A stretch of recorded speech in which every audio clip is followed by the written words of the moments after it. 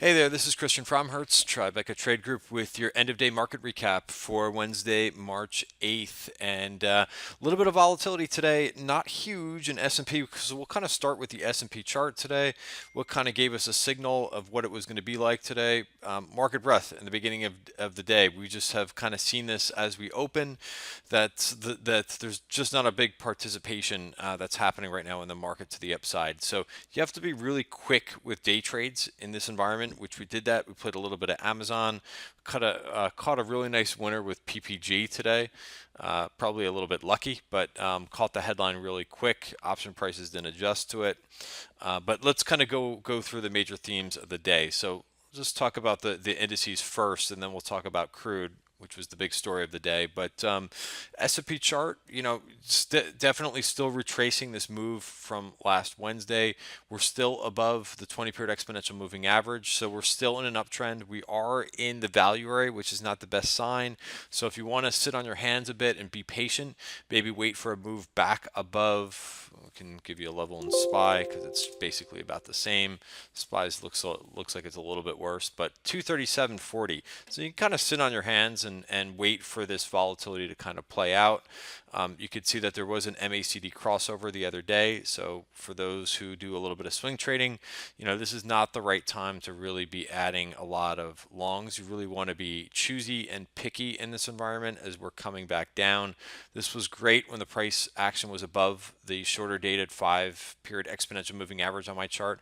But now that we're ducking under, which again I think is perfectly normal. We've talked about how the market ebbs and flows, and it usually comes back in and kind of takes and then rests for a little bit and then turns back up. So we're in that phase of we're not overbought anymore.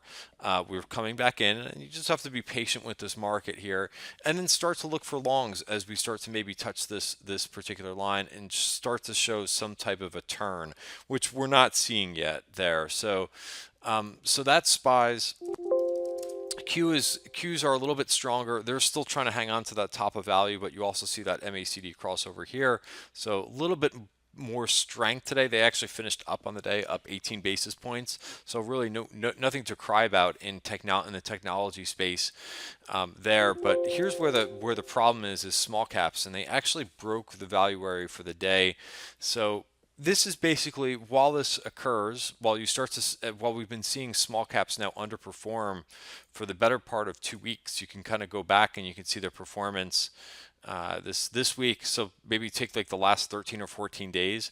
There's been 1, 2, 3, 4, 5, 6, 7, 8, 9 down days in IWM and only 3 up days, like in the last 12 business days. So let this kind of play out, just like I was showing with the S&P chart. Don't force this. Wait for the market is back in risk on mode. Wait till you see small caps outperform, and they are not doing that. They tried to rally a little bit today. It seems like this happens almost on a daily basis here this last week. We start to rally a bit, either pre-market or the first hour of the day, and then we just kind of stall out. So great example, if you're using the value areas like I am, this is where we're getting to, and we're stalling out. You could look at this. It's the same story with the S&P.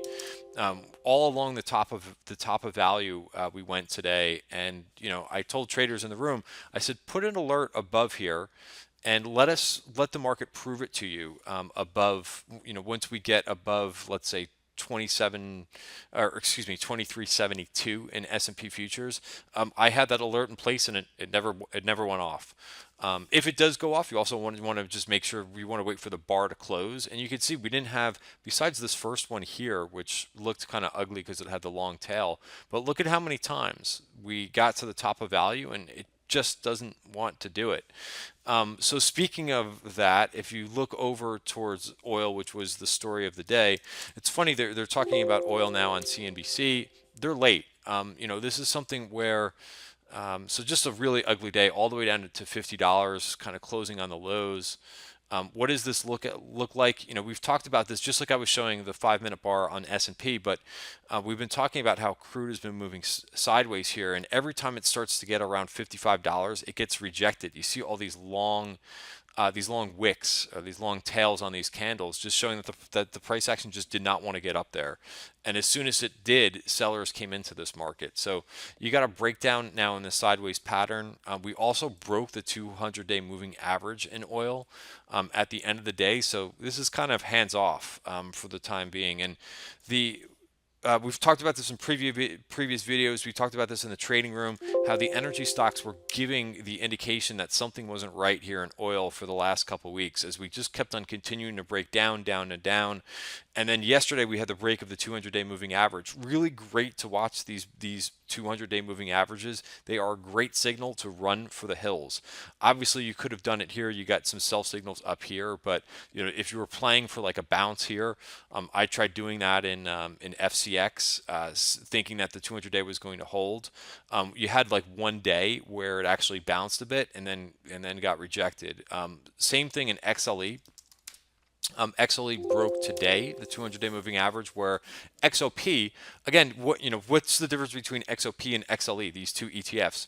XLE is your larger cap names, your bigger companies like Exxon and Chevron. They're a bit more stable.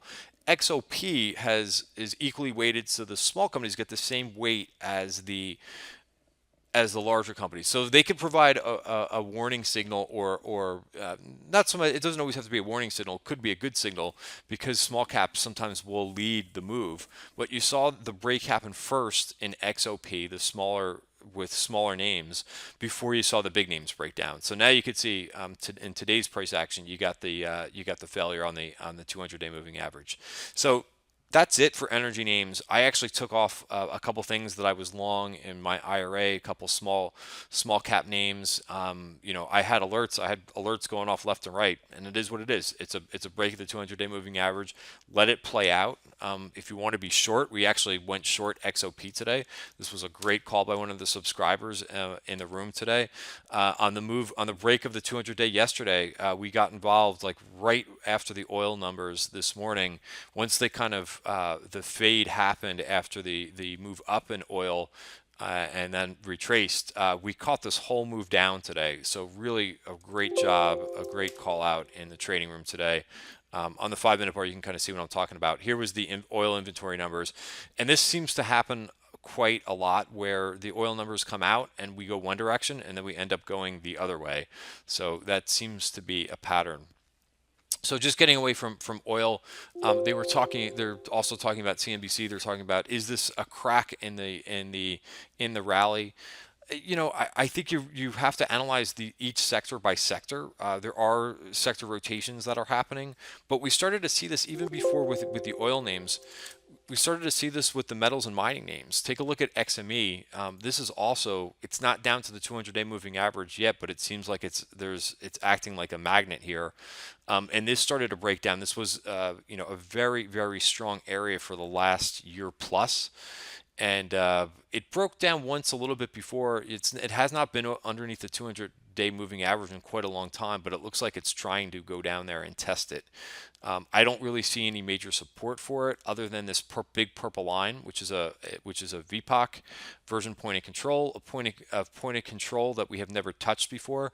Oftentimes, price will these will act as magnets, and price will float down there. So if you're looking at this ETF, $29.99. Again, XME, if you're not familiar with it, it's a combination of steel names and mining names. There's also some, not just copper miners and so forth, but it's also got some gold miners and silver miners in there as well. So those are a couple things that are breaking down. SLX, also just straight steel, looks bad to me as well. It's got a long way to go to that 200-day moving average. If you want to play this thing short, I mean, here's your sell signal. And it's been gravitating down here. So you often see a lot of people on Twitter who are either perma bears or perma bulls. Hey, you guys can play this stuff to both sides. There's nobody telling you what you have to do. And I know everybody likes to be, there's a lot of people who quote option flow and they're all bullish. You don't have to do that. You can make your own decisions and play these things. A lot of times there's more volatility and there's more of a move to the downside where you can make some money. So, look at these charts objectively and look at support and see where you can make some money and playing the market both ways rather than just sitting upset and saying the market's going down or some sectors are getting smoked. So have an open mind here because you can really make some good money by playing these things to the downside and just like we did in XOP today. Have your stop be above the moving average, the 200-day moving average, which is exactly what we said as we entered into the trade. So I'm gonna go into this trade. I'm gonna short it, and my stop is going to be the 200-day moving average on the upside. So no reason why you can't play these things, especially as they break the 200-day moving average. A couple other observations today.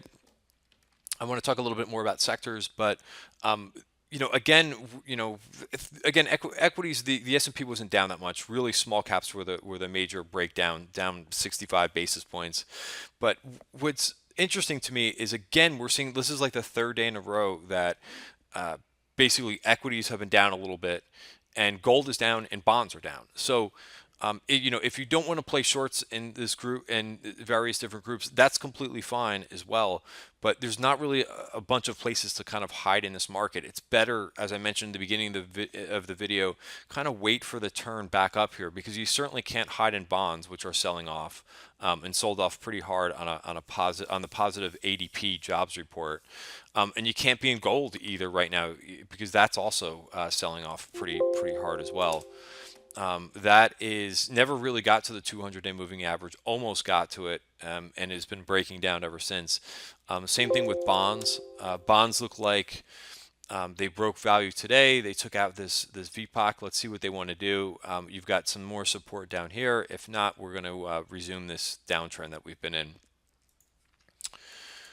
So I wanted to mention that. Also, you would think on a day like this where bonds are down and yields are going up, it's good for banks. Banks were very well bid pre-market. So it seems like something's not right here either. You could see how well, or you could look at the XLF ETF, and you could see that we were rallying pretty nicely. Oops, that's XLE. That's really ugly. But look at XLF this morning, and it gave back as soon as on the open. Sellers came in and sold this thing off. So something doesn't look exactly right with financials. Since we had this bearish engulfing bar that I mentioned the other day, XLF is still sitting on the top of value, but the regional banks have gone into it. So I wouldn't be surprised if XLF gets in there as well and breaks down a little bit further. Again, these candles are pretty good signals, but if you're hanging on to some longs, watch this basically right upon us, 2470 in the banks. They look like they want to fill this gap up here, so I would be a little bit aware of that and some digestion here. Another area that I've been talking about is high yield bonds. They are seeing a lot of outflows.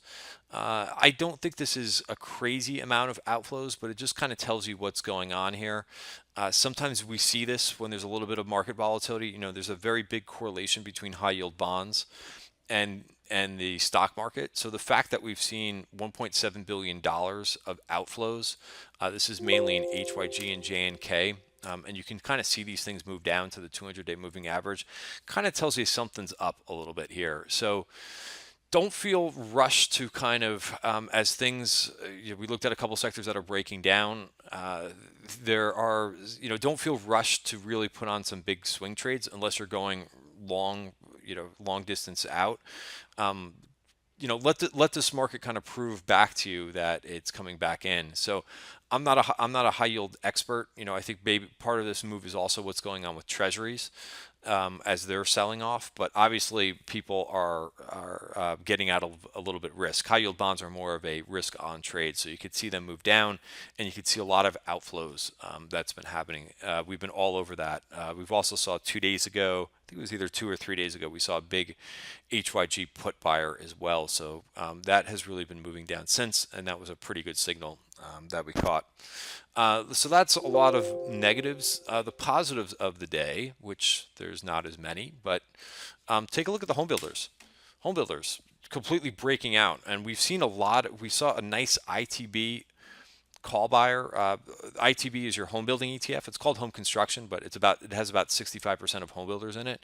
Take a look at what this thing has been doing. Really nice breakout here. Talk about in a week tape. Up 1.25% with the S&P flat or down a little bit. Really, really strong. And again, what kind of led me to this area or kind of caught my attention was about a week ago. You look at I think it's the January calls in the ITB ETF.